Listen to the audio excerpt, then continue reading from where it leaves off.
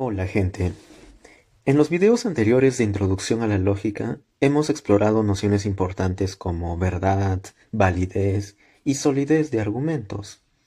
Pues creo que ha llegado el momento de todo eso ponerlo en práctica, al leer filosofía. Entonces hoy vamos a ver algo así como un método para leer argumentos filosóficos con las nociones que ya tenemos en mente, que ya hemos aprendido sobre la lógica. Pero primero algunos preliminares. ¿Por qué aprender lo que les voy a mostrar ahora es algo importante? ¿Por qué debemos darle una oportunidad a textos filosóficos? Y la respuesta es que muchas ideas filosóficas han cambiado el mundo, de hecho, han cambiado la vida de innumerables personas y han inspirado culturas y han dirigido la historia. Por poner algunos ejemplos, la idea de derechos humanos, la idea de que los ciudadanos deben votar, de que todos los ciudadanos deben votar, por ejemplo. Entonces, es muy importante. En ese sentido, al menos debemos tratar de entender de qué va todo este alboroto, porque mucha gente considera que la filosofía es importante. Hay muchas razones detrás de esa idea. Y otra pregunta que podríamos hacernos es, ¿qué es la filosofía? Esa es una pregunta filosófica, de hecho. No hay una respuesta en la que todos estén de acuerdo, pero al menos podemos decir esto, que la filosofía, entre muchas otras cosas más que pueda hacer, tiene que ver con el escrutinio de creencias fundamentales, de creencias básicas que estructuran nuestras vidas, que forman nuestra visión del mundo y sustentan las disciplinas académicas. Y aquí por ponerles un par de ejemplos. Todo el mundo cree que hay acciones correctas. La filosofía se pregunta, ¿qué es lo que hace que una acción sea correcta? ¿Va hacia algo más fundamental, hacia algo más básico? Otro caso. Un fisiólogo quiere explicar cómo funciona el cerebro. Un filósofo iría a lo más fundamental y se preguntaría, ¿es el cerebro lo mismo que la mente? Y va a ofrecer argumentos para defender una perspectiva específica acerca de ese problema. En ese sentido, entonces, muchas personas tienen diferentes creencias, de hecho. La filosofía se pregunta si hay buenas razones para aceptar una creencia fundamental por sobre otra, porque pueden haber creencias fundamentales que entren en conflicto. Entonces, ¿qué razones tenemos para sostener las creencias fundamentales que tenemos? Esa es una tarea filosófica. Es una tarea que requiere de reflexión filosófica para justificar nuestras creencias fundamentales. Necesitamos argumentar, ofrecer una razón para creer lo que creemos. Entonces, al usar métodos filosóficos, podemos aprender quizás que algunas de nuestras creencias tienen bases sólidas y que algunas, de hecho, no tienen bases sólidas. En cualquier caso, sea lo que ocurra, a través de la filosofía nuestras creencias se vuelven auténticamente nuestras, porque podemos dar razones para sostener lo que creemos, ¿no? Y en ese sentido podemos tener más control del curso que tomemos en la vida. Si argumentamos a favor de ciertas acciones que creemos que son buenas y damos razones para tener esta creencia, pues vamos a poder en gran medida convencer a otras personas para que puedan tomar decisiones similares a las que nosotros tomamos, ¿no? En filosofía y en cualquier otro tipo de investigación racional que se interese por la verdad, aceptar una conclusión sin buenas razones es una receta para el error, ¿no? Entonces, tener una creencia en base a buenas razones, por otro lado, incrementa las chances, incrementa la probabilidad de descubrir la verdad. En ese sentido, los argumentos son una fuerza impulsora detrás del avance del conocimiento en todos los campos. Y como hemos visto ya en los videos de lógica, podemos decir que un argumento es un conjunto de oraciones declarativas en las cuales hay una conclusión y las premisas sirven de apoyo, justifican la conclusión. Esa es la idea.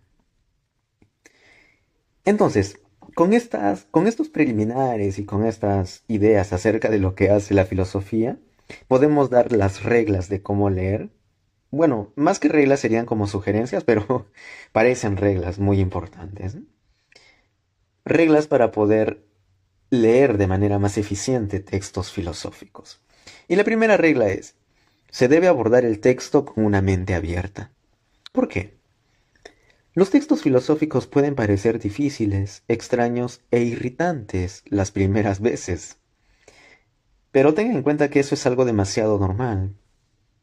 Casi todo el mundo sufre las primeras veces que intenta leer algún texto filosófico porque puede ser complicado, de hecho, las primeras veces. En ese sentido es importante recordar que la filosofía es, en su máxima expresión, una búsqueda audaz de la verdad. Entonces, la regla o sugerencia aquí es que trata de evitar hacer un juicio sobre las ideas o argumentos de un ensayo o escrito filosófico hasta que lo entiendas adecuadamente. No lo descartes simplemente porque parezca complicado. Quizás detrás de toda esa complejidad en la escritura puede haber una idea muy importante a tomar en cuenta. Otra regla es que debes tratar de buscar información adicional si es que es necesario, como preguntar a los docentes o consultar enciclopedias. Por ejemplo, cuando yo no entiendo algo, algún texto que me parece complicado, y eso suele ocurrir mucho, recurro a estas enciclopedias que se pueden encontrar gratuitamente en Internet, la Stanford Encyclopedia of Philosophy y la Internet Encyclopedia of Philosophy. Son enciclopedias gratuitas escritas por filósofos renombrados en sus respectivos campos, ¿no? Y sirven de gran ayuda para entender algún texto que sea complicado. La siguiente regla es que se debe identificar la conclusión primero y luego las premisas en un texto filosófico. ¿Por qué? Porque en la escritura argumentativa se supone que debe haber un argumento, es decir, una conclusión que esté respaldada por premisas, ¿no? Así, para encontrar lo fundamental en un texto filosófico, primero se debe identificar el argumento o los argumentos, porque puede haber más de un argumento en un texto filosófico. ¿Y cuál es la clave para poder hacer eso? Pues encontrar la conclusión primero y luego las premisas. ¿Y por qué encontrar la conclusión es lo más fundamental? Aquí viene el punto. Porque se supone que en un texto filosófico argumentativo, el autor o los autores van a defender una afirmación. Y si van a defender una afirmación, van a dar razones para defender esa afirmación. Entonces, al leer ese texto, la primera y más importante pregunta que plantear a ese texto filosófico es, ¿qué afirmación o afirmaciones está tratando de demostrarse en este texto? Y esa va a ser la conclusión. Si es que es más de un argumento presente en un texto, entonces van a haber más de una conclusión, ¿no? La siguiente regla sería que es importante que debas esbozar, parafrasear, resumir o reconstruir el argumento de un texto filosófico. ¿Por qué? Y esto es algo demasiado importante, de hecho. Porque a menudo los estudiantes que piensan que han entendido un texto filosófico se sorprenden de ver que no pueden hacer un buen resumen del argumento. Y si no pueden hacer un buen resumen del argumento, ¿eso qué significa? Que en realidad no lo han entendido, sino que quizás han memorizado algunas palabras importantes, pero no han comprendido lo que han leído. Entonces, esto sugiere que, aunque parafrasear, resumir o reconstruir argumentos pueda parecer innecesario, de hecho no lo es, porque al esforzarte a hacer un resumen o reconstruir un argumento, estás poniendo a prueba tu entendimiento, el entendimiento correcto que debes tener acerca del texto. Y aquí es importante señalar que esbozar un argumento significa identificar las premisas y la conclusión y ordenarlas en un patrón que revela sus relaciones. Por ejemplo, en un párrafo complicado, tú podrías reconstruir, ¿no? Y decir, como ejercicio, ¿no? Preguntarte, ¿qué afirmación está defendiendo este párrafo? Y eso iría en la conclusión. Y luego, ¿qué razones está dando para para defender esta afirmación y esas serían las premisas, ¿no? Y tendrían esta estructura entonces, si es que esbozas un argumento a partir de ese párrafo o de ese texto. Premisa uno, premisa 2, hasta una premisa número n y luego la conclusión, ¿no? Y por último, la regla 4 es que debes evaluar el argumento y formular tu propio juicio. ¿Por qué? Porque entender es solo el primer paso a leer filosofía. El segundo paso, que es muy importante, es que debes hacer un juicio, una evaluación informada sobre lo que lees. Porque simplemente repetir el texto no es suficiente. ¿Para qué? Si ya lo podemos encontrar en enciclopedias o en otras fuentes de información, tu juicio o tu evaluación de las ideas filosóficas es lo que importa aquí. Y aquí viene lo importante de las nociones lógicas que hemos aprendido. Porque principalmente tu juicio o tu evaluación debe tomar en cuenta estos criterios de acá. Primero, debe, debe tomar en cuenta si la conclusión se sigue de la premisa o de las premisas. ¿Y cómo se llama esta propiedad en la cual la conclusión se sigue necesariamente de las premisas? Validez. Y el siguiente gran criterio de evaluación es considerar si las premisas son verdaderas o no. Porque si la respuesta es sí al punto 1 y al punto 2, eso significa que puedes emitir el juicio de que la conclusión debe ser aceptada y creída. Porque si la conclusión se sigue necesariamente de las premisas y las premisas son verdaderas, de eso se sigue que la conclusión es verdadera, con carácter de necesidad a partir del argumento que has visto o que se esté evaluando. Entonces, si es una conclusión verdadera y hay una muy buena razón para aceptar que es verdadera, entonces se supone que debemos aceptar aquello que es verdadero. Debemos creer lo que es verdadero, porque la verdad importa. Entonces, este es algo así como el método para leer filosofía. A grandes rasgos, este es el método para leer y para emitir tu juicio informado. Una nota antes de pasar a la parte práctica es que puede haber argumentos no válidos cuyas conclusiones sean dignas de ser aceptadas. Es solo que para evitar complicaciones las dejamos de lado aquí. Pueden haber argumentos en las que la conclusión no se siga necesariamente de las premisas, pero la razón es muy buena. A pesar de que no sea válida, a pesar de que no sea válido el argumento, la razón para aceptar la conclusión puede ser buena. Pero en fin, vamos a dejar eso de lado para evitar más complicaciones. Entonces, ahora podemos pasar a la parte práctica. Con un caso, veamos este texto de acá. Ustedes pueden ponerle pausa al video y leer esto con detalle. Es un párrafo un párrafo de un texto de David Hume acerca de la identidad personal.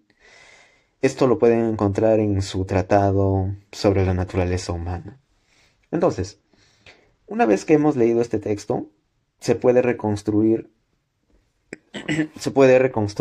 el argumento. Pero recuerden, antes de reconstruir el argumento se tiene que hacer un resumen. Un resumen.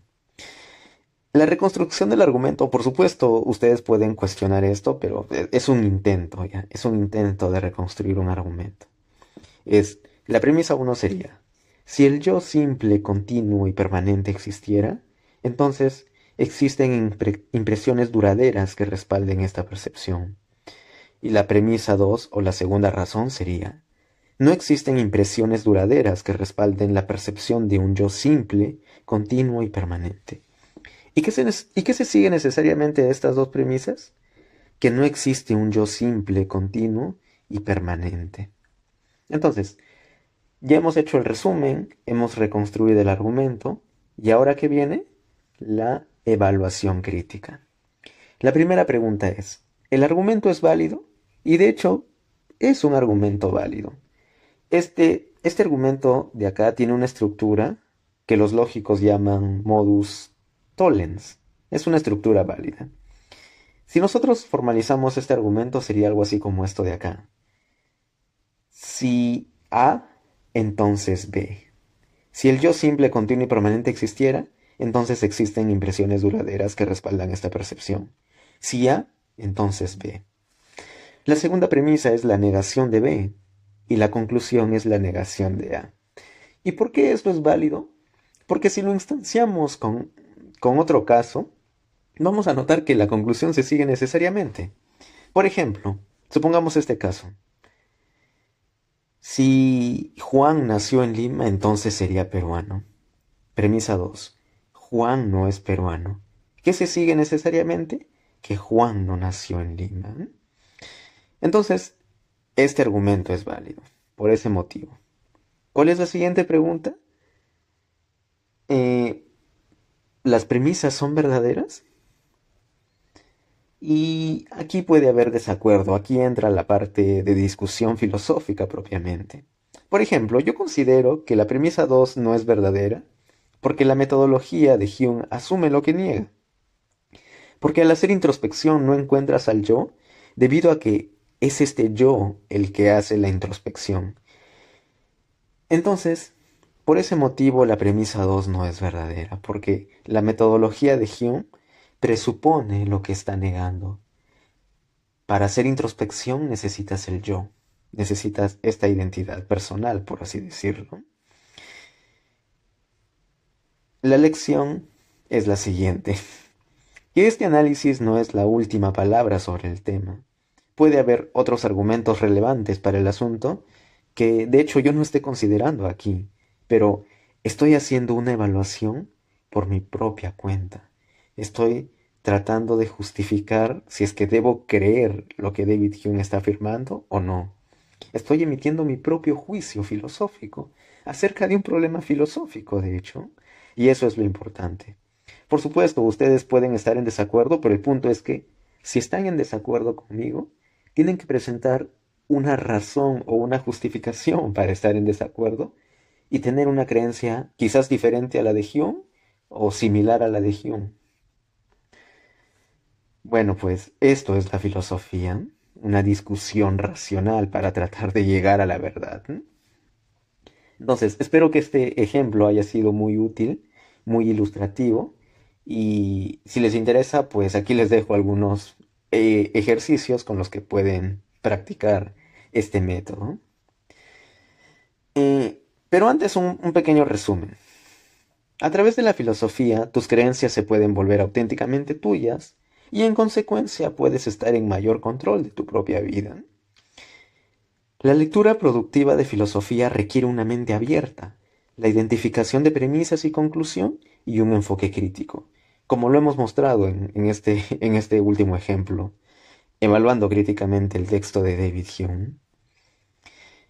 Otro punto importante que deben tomar muy en cuenta al leer filosofía es que parafrasear, resumir o esbozar argumentos puede mejorar tu entendimiento de un ensayo filosófico. Y si no estás seguro del resumen que hagas, pues consulta a tus profesores o consulta en enciclopedias, ¿eh? Y lo importante, luego de entender, es evaluar el argumento o los argumentos y formular tu propio juicio. Eso es lo que importa en las discusiones filosóficas. Tu propio juicio. No tienes que recurrir a la autoridad, porque las personas célebres pueden equivocarse. Los más grandes genios de la humanidad, por más genios que hayan sido, han cometido equivocaciones, han tenido creencias falsas. Entonces aquí ya están los ejercicios. Pueden poner pausa para leer los textos completos. Aquí los voy a pasar rápidamente. Y bueno, este último ejercicio lo he sacado de un texto de Peter Singer llamado Hambre, Riqueza y Moralidad.